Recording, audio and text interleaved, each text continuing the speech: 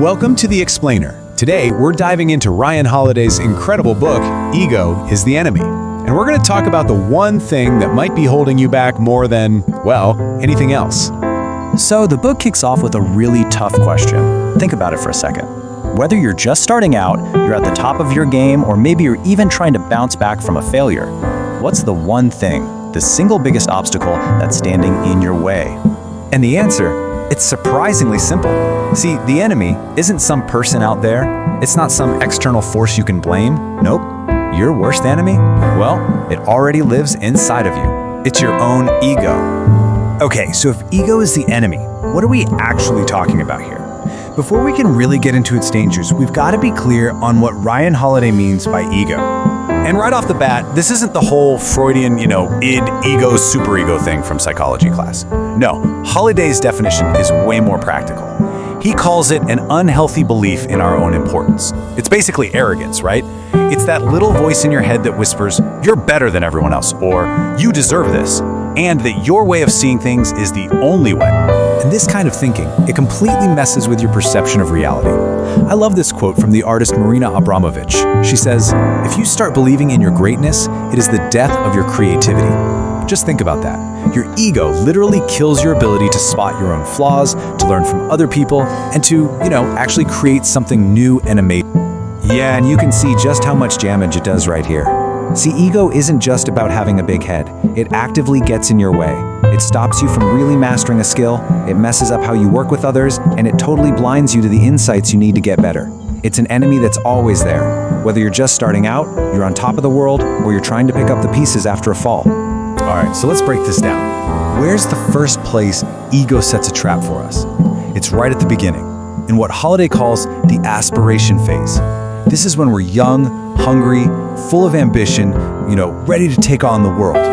Holiday tells this great story about the Civil War general William Tecumseh Sherman to show us there are two very different paths you can take. On one hand, you have the person who's just born with this belief in themselves. That's pure ego. But on the other hand, you have someone who builds that belief slowly, piece by piece, through real, actual accomplishments. That's earned confidence. One's hollow, the other is rock solid. And Sherman, he was all about that second path, even turning down promotions until he knew for sure that he was ready. You know one of the biggest ego traps when you're just starting out? It's when we talk instead of do. We all love to talk about our big plans, right? But there's a serious danger in that, and the story of Upton Sinclair is a perfect cautionary tale. So, get this. While he was running for governor of California back in 1934, Sinclair wrote and published a book about how he'd already won. It described his amazing first term, all in the past tense. But something weird happened.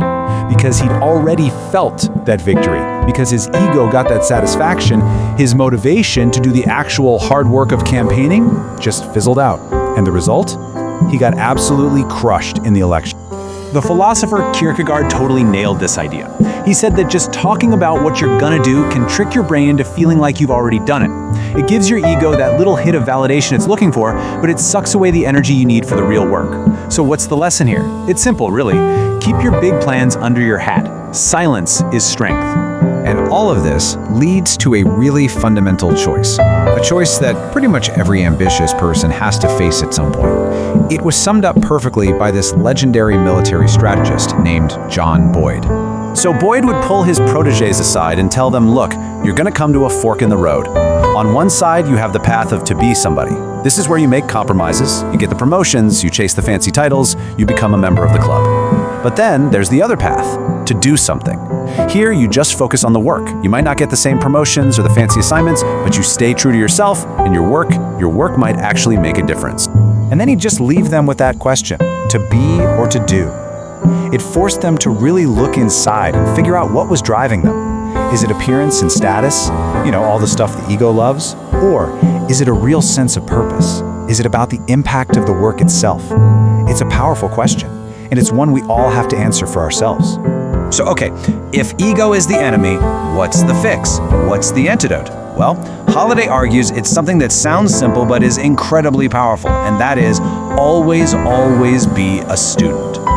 Just look at Kirk Hammett from Metallica. This guy lands his absolute dream job as their lead guitarist, right as the band is about to explode and become one of the biggest on the planet. And what's the first thing he does? He goes out and finds a guitar teacher to get better. I mean, how incredible is that? His mindset wasn't, okay, I've made it. It was, I've got so much more to learn. There's also this brilliant system from MMA champion Frank Shamrock. He called it the plus, minus, equal system. The idea is you always need 3 people around you. A plus, that's someone better than you that you can learn from. A minus, that's someone who's not as far along as you, who you can teach, which actually helps you understand things better. And an equal, someone at your level who can challenge you and push you. This whole setup, it just starves the ego. It forces you to stay humble and grounded. And this idea is ancient. The Stoic philosopher Epictetus hit the nail on the head more than 2,000 years ago. It is impossible to learn that which one thinks one already knows, right? Your ego screams that you're already an expert and not just slams the door shut on learning anything new. If you really want to grow, you've got to stay like a sponge, just always open, always ready to soak up more knowledge. So when you put it all together, the ambition, the danger of just talking, the absolute need to keep learning, it all comes back to that one powerful choice, the one John Boyd laid out for us. And so, I'll leave you with that same powerful question. To be or to do? Which one are you going to choose? Is it going to be the path of ego, where you're chasing the titles, the recognition, the glory of being somebody? Or will you choose that quieter, harder, but so much more fulfilling path of actually doing something that matters? Because at the end of the day, the path you choose, it won't just define your career, it's going to define your entire life.